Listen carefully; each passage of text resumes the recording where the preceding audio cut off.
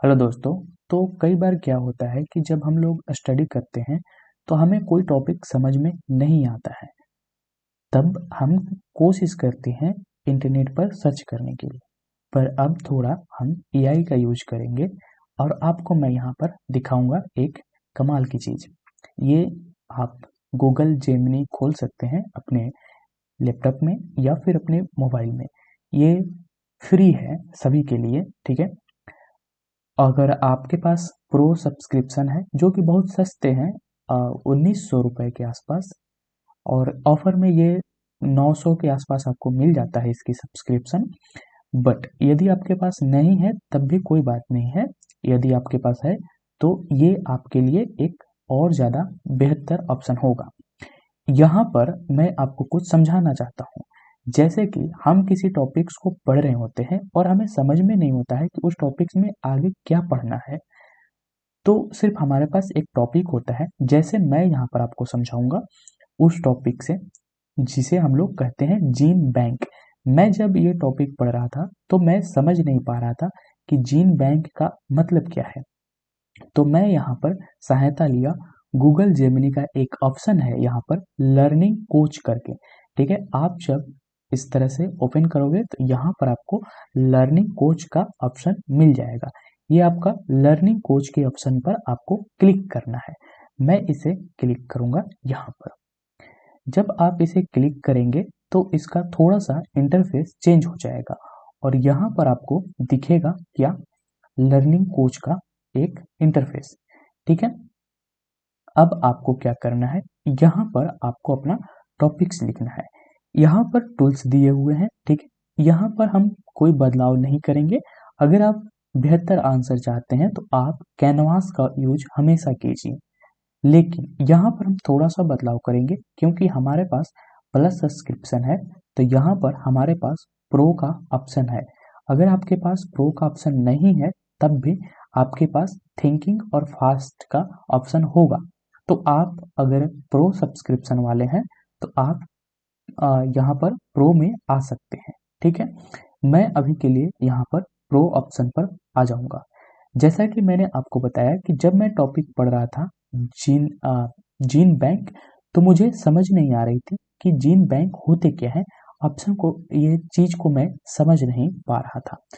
तो अब मैं यहाँ पर क्या करूँगा, मैं इसे लिखूंगा जीन बैंक क्या होते हैं, और मैं ये हिंदी में लिखने वाला हूँ।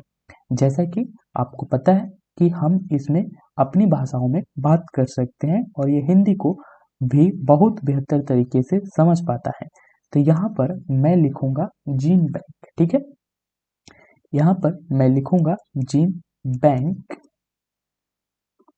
एक सेकेंड, बैंक क्या होते हैं, ठीक है। अब मैं इससे सवाल करूंगा और आप देखिएगा ये हमें जवाब देगा और साथ ही साथ ये हमें आगे बताएगा कि हमें इस टॉपिक्स में क्या पढ़ने चाहिए। तो मैं यहाँ पर इसे कमांड किया हूँ कि जीन बैंक क्या होते हैं। मैं इससे सिंपल भाषा में पूछा हूँ। अब यहाँ पर गूगल जेमिनी का जो लर्निंग कोच टूल है, ये हमें सारी चीज़ें कैलकुलेट कर रहा है और ये अब हमें जवाब देना शुरू कर दिया है। देखिए ये कितने बेहतर तरीके से हमें समझाता है। नमस्ते, मैं आपकी पढ़ाई में मदद करने के लिए यहाँ हूँ। ये खास करके ये जो लर्निंग कोच ऑप्शन है गूगल जेमिनी में, वो पढ़ने के लिए है और मैं इसे एक बेहतर टूल मानता हूँ।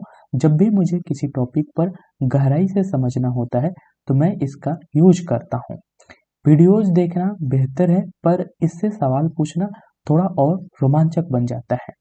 तो जब मैं यहाँ पर इसे प्रश्न पूछा कि जीन बैंक क्या होते हैं, तो इसने मुझे बेहतर ही स्ट्रक्चर ढंग में जवाब दिया है। नमस्ते, मैं आपकी पढ़ाई में मदद करने के लिए यहाँ हूँ। यह एक बहुत ही महत्वपूर्ण और दिलचस्प विषय है। देखिए अब यहाँ से ये जीन बैंक के बारे में हमें समझाएगा।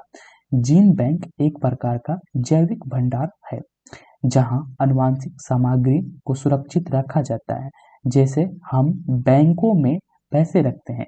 आप यहाँ पर देखेंगे कि ये हमें एक उदाहरण के साथ चीजों को समझा रहा है, सिर्फ परिभाषा ना दे करके पूरी उदाहरण दे रहा है। और ये आगे भी समझाता है कि जैसे हम बैंक में पैसे रखते हैं ताकि जरूरत पड़ने पर काम आए, वैसे ही यहाँ पौधों के बीज, जानवरों के शुक्राणु, अंडे या डीएनए को भविष्य के लिए सुरक्षित किया जाता है। इसका मुख्य उद्देश्य जैव विविधता को बचाना और लुप्त प्राय प्रजातियों को विलुप्त होने से रोकना है। यह भविष्य की खाद्य सुरक्षा के लिए बेहद महत्वपूर्ण है।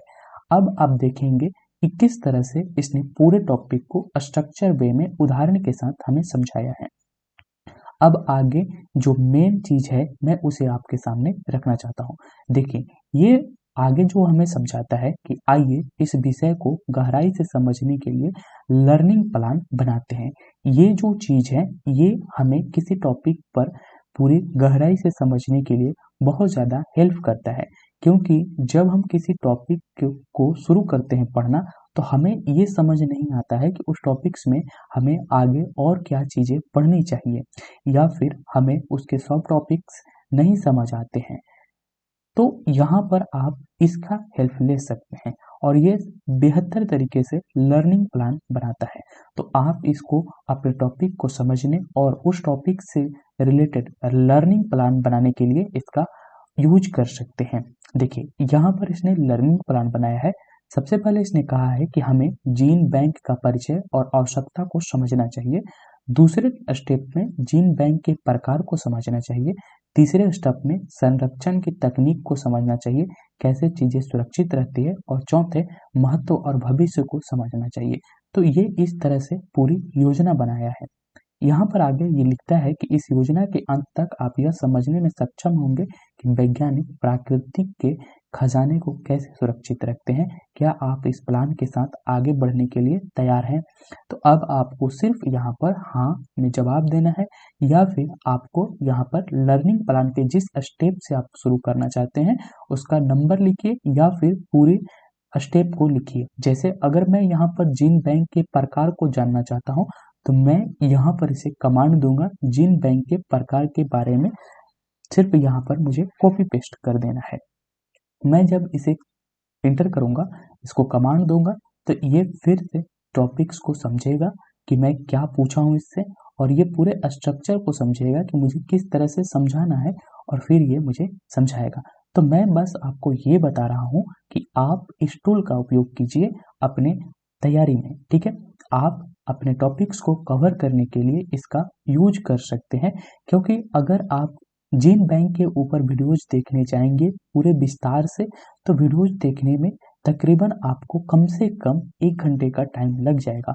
परंतु अगर आप इससे पूछेंगे तो ये बड़े ही सटीकता से और बड़े ही कम समय में उदाहरण के साथ ये जवाब दे सकता है।